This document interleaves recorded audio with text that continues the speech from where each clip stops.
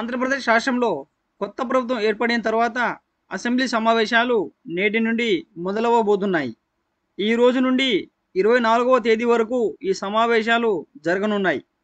మరి అసెంబ్లీ సమావేశాలకు Jagan and co వస్తారా రారా అనేది తెలియాల్సి ఉంది. నేడు ఎమ్మెల్యేల ప్రమాణ స్వీకారం తర్వాత స్పీకర్ ఎన్నిక జరగనుంది.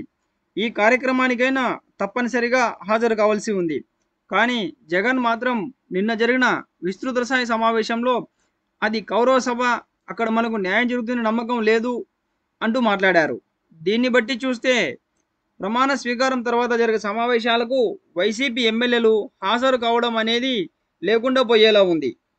జగన్మోహన్ రెడ్డి మాట్లాడుతూ ప్రభుత్వ పాపాలు పండుతాయి, అంతవరకు మనం ఎదురు చూద్దాం అనడం చూస్తుంటే తమ పాపం పండింది, అందుకే తమకు ఘోర పరాజయాన్ని ఇచ్చారు అనేది తెలిసినట్లు లేదు.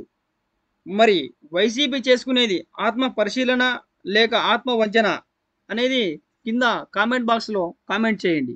స్టే ట్యూన్డ్ ఐఆన్ టీవీ.